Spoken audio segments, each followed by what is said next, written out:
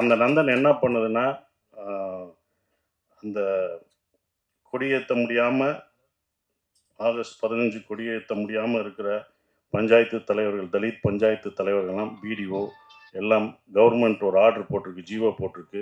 அவங்க கண்டிப்பாக கொடியேற்றதை நீங்கள் வந்து ஆன்லைன் மூலமாக பார்க்கணும் அப்படின்னு சொல்லி அவங்க ஒருத்தவங்க ஃபோன் பண்ணி எனக்கு நன்றி சொல்லும்போது, இதுதான் இந்த படம் எனக்கு கொடுத்தது.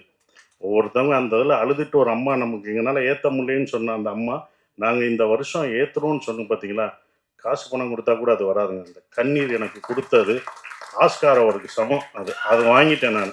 அதுதான் எனக்கு கிடைச்சது. அவங்க கொடியேற்றினாங்கல்ல, அதுதான் அந்த படம் செஞ்சிருக்கு. ஒரு படம் என்ன செய்யணுன்றது ஒன்று இருக்குது. அந்த படம் அதை நடத்துச்சு. அது வியாபார ரீதியாக அவன் நடத்தணும். சரவணனுக்கு எப்போதுமே அந்த வியாபார ரீதியாக சினிமாலாம் எடுக்க மாட்டார். இந்த மாதிரி ஒரு சமூகம் இதை பற்றி தான் எடுப்பார். நானே சொல்லியிருக்கேன், எனக்கு 10 கமர்ஷியல் படம் சொன்னீங்கன்னா அதை சொல்லுங்கள், அதை பண்ணுவோங்க, இதை பண்ணுவோம், வரவே மாட்டேன். மறுபடியும் அடுத்த படமும் அப்படி தான் போயிருக்கார். சமூகம் தான் அவர். ஏன்னா ஜூனியர் உடனில் அவர் அப்படியே எழுதுனனால, சமூக கருத்து எழுதுனால அதை பற்றி தான் யோசிப்பார்.